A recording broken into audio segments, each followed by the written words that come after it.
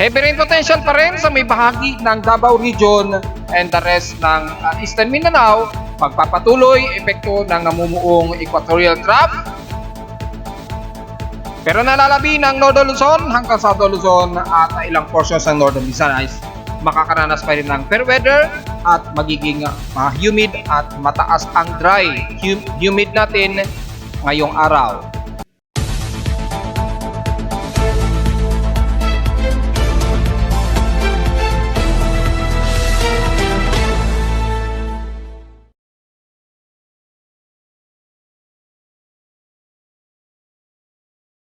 Hello!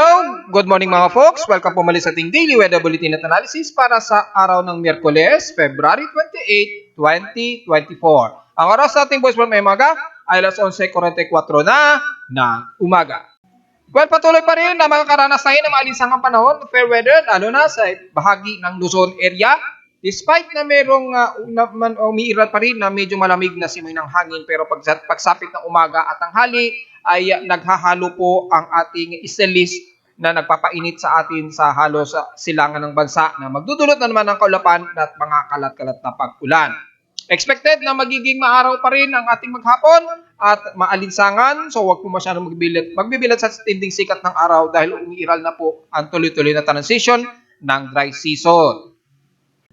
Sa ating current conditions, overcast, gloomy, klaro at few clouds ang umiiral din sa amin sa Caloocan at makikita natin sa 3-day forecast natin and storm prediction possibilities ay naglalaro sa partially cloudy ang ating tatlong araw na dadaan. So halos magiging stationary halos ang magiging weather condition natin sa buong Luzon kabilang na ang Metro Manila. Sa lawas temperature na natala nating weather station kaninang 6:04 AM. Dito sa amin sa Caloocan, nakapagtala kami ng 24.4 degrees Celsius na pinakamalamig na temperatura na yan.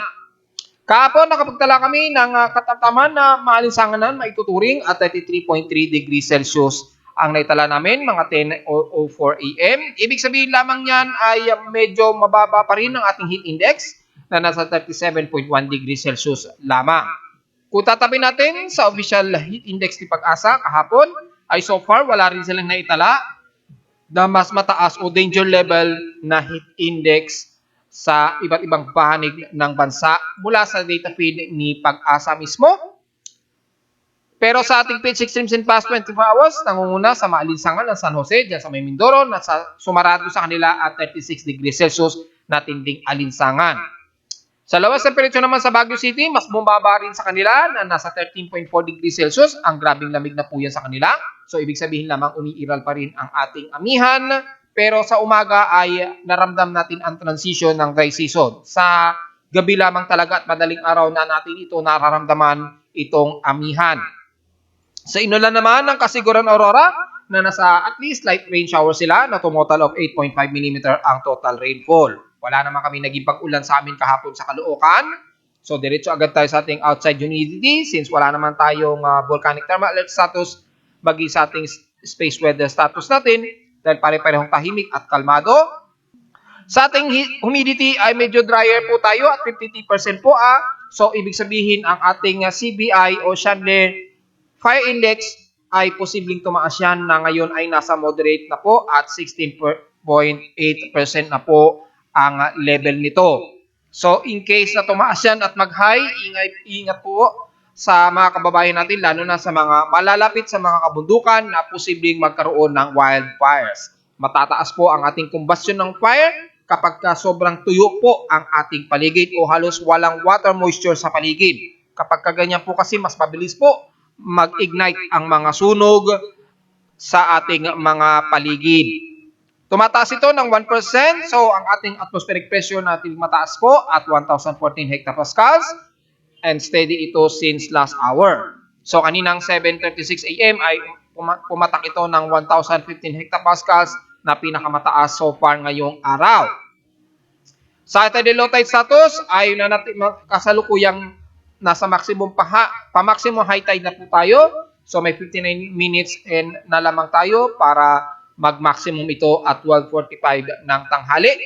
So bawal pong pwede po lumayag rather ang ating mga maliit na sasakyang pandagat dahil mataas po ang level ng katubigan natin dyan. However, kung sisilipin naman natin yung actual na level ng tubig sa Manila Bay, gamit ang ating daytime tide monitoring, makikita natin na at least maghahay ngayong tanghali, mga 12:45, mga halos 0.5 lamang o 0.5 meters lamang ang taas nito. Mataas-taas na rin na dito may tuturing mga folks.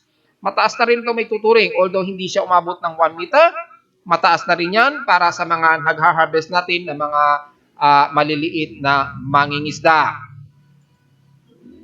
Samantala sa ating almanak, sumikat ang haring araw kaninang 6:13 AM at inasang lulubog ito mamayang 6:03 PM. Ang ating 88% ay illuminated na lamang na waning gibus ng sinag ng buwan ay sisikat naman mamayang gabi at 8:55 PM at lulubog naman ito kinabukasan na ng umaga at 8:17 AM. Siya nga pala yung unang magiging eclipse pero hindi natin matatanong ito sa Pilipinas. May 26 days na lamang po sa mga Pinoy natin sa Amerika. Ay makikita po ninyo na nasa 26 days na lamang para magkaroon ng penumbral lunar eclipse. Although hindi masyado ramdam ito dahil halos yung umbral lamang ang co-cover sa moon. So hindi masyado mapapansin ito ng mga kababayan natin. Bahagya lamang magdidimito ng konti mula sa pinaka-original na liwanag nito. Apektado at makikita lamang ito ng mga taga-American regions diyan sa may bandang pagitan ng North and South America at Mexico region. So yan po ang mga areas na makikita. Pero sa Pilipinas ay malabo po dahil nga po ngayong taon wala po tayong magaganap na eclipse ngayong taon. So bad news po sa atin sa Pilipinas. Sa ating local weather outlook para ngayong Miyerkules at Huwebes ay partly cloudy po ang ating maghapon. Hanggang bukas po yan magiging klaro ang ating maghapon. So expected na mababa at drier po tayo sa loob ng 2 araw. Pero ang tsansa ng pag-ulan bukas ng Huwebes ay at least 20 to 23%. Pero ngayong araw wala po naka-forecast na may tsansa ng pag-ulan. Pagkaroon man in real time ay probably mga light rain showers lamang at napakasandalian lamang yan. Pero at least kailangan na rin natin yan dahil umiinit na nga po ang ating paligid. So sa lagay naman ng panahon sa outer space ay makikita natin mula ngayong araw ay nagkaroon tayo ng at least bahagyang unsettled na nasa 3.0 ito. At sa loob ng 2 araw ay magiging kalmado naman according dito sa 3-day forecast. Pero kung sisilipin natin ang advanced 4-day forecast ng ating Nowcast K-index ay mukhang magiging kalmado ito hanggang sa March 2. Mga March 2, 2024 po ay probably kalmado ang ating geomagnetic field. So medyo ngayong araw lamang na magkakaroon ng medyo unsettled ang tsansa ng forecast ngayong araw. So yun lamang ang makikita natin at wala naman tayong inaasahan na pagtaas ng solar radiation. So far, yung solar radiation natin sa loob ng 3 araw ay 10% lamang. Pero yung radio blackout probabilities ay naglalaro sa 50% ang tsansa. So, mga minor ito sa loob ng 3 araw. Kung pipitik man ang geomagnetic field at tataas ang ating solar flux, pag nagkaroon ng hindi inaasahang CME o coronal mass ejection ng haring araw, ay posibleng magkaroon tayo ng minor na R1 to R2 solar radiation. Awa naman ng Diyos, medyo kalmado itong sunspot na si 3590 despite na napakalaki po ng sunspots niya. Kung lalabas kayo at titingnan ninyo ang haring araw ngayon at gagamit kayo ng filter o kahit filter man lang, makikita niyo po yung sunspot na si AR3590. Ganyan po siya kalawak. Kaya kahit dimmer lang na filter, makikita po natin yan kung lalabas kayo ngayong tanghali at titingnan ang haring araw mga folks. Grabe po yung laki ng sunspots niyan. So far, ang sunspots na, ang huling record kahapon ay nasa 103 po ito. Pero sa oras natin sa Pilipinas, eksakto po yan, ay February 28 po sa atin. Sa kanila kasi is UTC time, so naka later ang kanilang days, nasa February 27. Pero 28 na yun sa atin. So yung sunspot number ay 103, malaki-laki po. Kaya hindi naman mapakaila na malaki talaga ang sunspot nitong si Haring Araw dyan sa isang region na AR3590. Bagamat malaki yan ay mula kahapon kalmado naman ang ating naging radio events at wala naman tayong masyadong X-ray flux na nag-a-arrive sa Earth. Bahagya lamang na di-distort ang ating geomagnetic field ay ang ating magnetosphere rather. Kaya yun lamang ang at least medyo napoprotektahan tayo at nakakayanan ng ating magnetosphere. At hindi naman lumalala at hindi naman sobrang taas ng photon flux na nire-release mula sa Haring. So diretso agad tayo sa ginagamit na satellite imagery. Makikita po natin ang bahagi lamang ng Davao Region o typically sa bahagi ng Mindanao ang makakaranas ng mga moderate and heavy rain showers. Lalo na dyan sa bahagi ng Sorsogen at ilang areas ng Davao Occidental. So kung sisilipin natin ang ating water vapor monitoring map ay makikita natin ay umaabot po ng mahigit 50 millimeters ang posibleng uulanin sa bahagi ng General Santos, Sarangani, pataas na ng Coronadal at maaari ang Cotabato area. Diyan sa Davao Occidental mula dyan sa may bandang Kidapawan and the rest ng Digos area. At sa nalalabi ng Davao Region, kabilang na ang Davao City, Panabo at dyan sa bahagi ng Compostela Valley ay magiging mas maulap din at asahan din ng mga kalat-kalat na pag-ulan na may mga pagkidlat at pagkulog and some moderate and heavy rain showers ngayong maghapon. So mag-ingat na lamang po sa posibleng mga flash floods just in case na lumakas ng tuloy-tuloy. Epekto po yan ng near equatorial trough na tila nag-i-intertropical convergence zone formation siya. Dahil medyo nagkakaroon ng salubungan kasi ng init at lamig sa Mahilaga, epekto ng ating manipis na northeasterlies dito na naapekto hanggang Visayas at diyan sa may bahagi ng Eastern Borongan, Eastern Samar area. At yung pagitan dito sa baba, sakop ng Mindanao ay medyo mas mainit ang hangin kaya nagkakaroon ng parang intertropical zone. Pero ni equatorial trough yan, kaya nagkakaroon ng mas makakapal na kaulapan at magdudulot po ng mga ilang moderate and heavy rain showers na mas mararamdaman ng mga taga Mindanao. So ingat po sa potensyal o posibleng mga pagbaha just in case at bahagi nga po dyan sa may bandang Zamboanga Peninsula ay at least bahagyang bumaba ang kanilang temperatura dahil sa mga maging maulap at mga kalat-kalat na pag-ulan. Kabilang na rin ang Northern Mindanao dyan sa may bandang Cagayan de Oro hanggang Butuan at Surigao area. Maging sa Surigao del Sur o halos buong Caraga area ay magiging mas maulap po at magkakaroon ng mga ilang kalat-kalat na pag-ulan na may ilang pagkidlat pag-ulog. So ingat na lamang sa biglaang flash floods just in case. Pero mula sa buong bahagi ng Visayas, despite na magiging humid at maaraw po at malinsangan, ay ang katimugang parte nito ay at least makakaramdam kayo ng mga ilang maulap dyan, lalo na sa mga bahagi ng Bohol, southern part ng Cebu, dyan sa may Oslob at Moabal. Diyan sa may Negros Region mula Dumaguete, pataas na yan ng Sipalay hanggang Kabangkalan. At sa may bahagi naman ng Leyte, diyan sa may bandang Maasin, Baybay, hanggang diyan sa may bandang Liloan ay medyo makakaranas kayo ng mga partly cloudy. Pero mas humid din po at maalinsangan ng ating maghapon.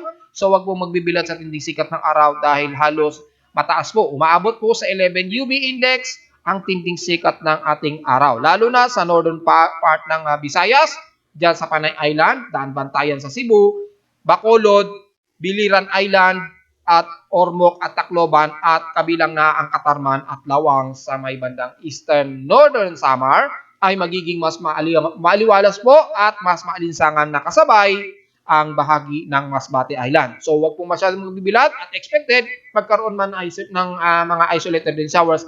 Typically mga light rain showers lamang ang iiral. At napakasandalian lamang. And the rest ng Mimaropa, Southern Luzon, kabilang na ang bahagi ng NCR at Batangas Laguna area ay magiging maaraw din at humid ang magiging panahon. At mula sa bahagi ng NCR and the rest ng Camarines Norte, Quezon Province, pataas na yan ng Baler Aurora, Kasiguran Aurora, and the rest ng Cagayan Valley, magiging, despite na magiging mas maulap po dahil sa medyo umiiral ang northeasterlies dyan sa ilang hilagang bahagi po ng Northern Luzon, magiging mas drier naman ang parte pa rin ng kalurang bahagi ng Northern Luzon. At kitang-kita naman sa ating satellite imagery na halos hindi nasasakupan ng mga kaulapan ang Ilocos Norte, kabilang na kasama na ang La Union, pababa ng Pangasinan, Zambales at Central Luzon area. Kung mapapansin ninyo yung epekto ng drato, yung area na drier ang area, kabilang na ang bahagi ng Mindoro, Palawan, west portions ng Panay Island, Negros, at ilang portions din ng Zamboanga Peninsula. Pero dahil nagiging maulan po kasi ang bahagi ng Mindanao, kaya temporary mas maulap at mas maulan po ang parte na yan. Pero kitang-kita po natin sa ating true color satellite imagery yung epekto ng dry spell at sobrang tuyo po sa bahagi na yan. At makikita po natin na hindi talaga napapang-abot ang mga kaulapan. So, gaya na ating inaasahan ay despite na maulap ang northern part ng Luzon, ay magiging fair weather at maalinsangan. Lalo na sa kanluran nito, na tuloy-tuloy na po yan hanggang sa pagpasok ng dry season nga natin ng tuloy-tuloy yan sa March.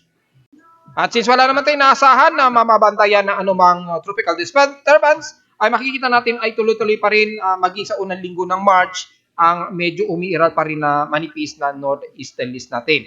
So despite na manipis na ito, pero makakaramdam pa rin tayo ng mga at least malamig na simoy ng hangin pagsapit po ng gabi at madaling araw na. Ibig sabihin, yun na yung pinaka nagde-descend ng hanging amihan sa atin. Typically, gabi na at madaling araw na lang natin talaga ito mas madalas nararamdaman. Pero sa umaga ay parang dry season na po talaga ang mararamdaman natin. Pero bikad dyan ay wala naman tayo nakikitaan ng mga development o low pressure area na natiling mataas ito hanggang sa unang linggo po ng March. So diretso agad tayo sa ating pag-alon ay mataas po ang pag-alon pa rin sa buong silangan ng bansa. Tuloy-tuloy pa rin yan hanggang sa susunod na linggo na po yan at sa unang linggo ng March dahil nga po sa pinagsamang malakas na hangin dulot ng northeasterlies at yung ating hanging silanganan na mainit at umaabot po ng 2.5 meters po ang taas ng alon lalo na sa off coast ng Eastern Samar, diyan sa may Eastern Visayas at Eastern Mindanao area. So, yung mga malilit ating mga mangingisda o mga papalaot, medyo delikado po dahil umaabot ng mahigit sa 2 meters ang taas ng alon. So, sana marinig ninyo ang ating paalaala. Pero sa kanluran ng bansa, medyo kaya-kaya pong lumayag dyan ng mga malilit ating mangingisda, lalo na sa may bandang West Philippine Sea na mas maraming pumupunta dyan sa may mga sa isla ng Baho de Masinloc. Mukhang wala naman masyado mataas sa pag-alon. Ingat na lamang sa posibleng gale force winds ngayong maghapon mga folks. Sa ulat lindol, so far, mula kaninang madaling araw at halos kakaunti pa lang ang naitala nating magnitude 2.0 pataas. Pero all in all, wala pa naman tayong naitala na mahigit sa magnitude 4.0 pataas mula kaninang madaling araw. At ayon na rin sa data feed ni PBOX, sa ating webpage ay so far wala na mga humihigit sa magnitude 4.0.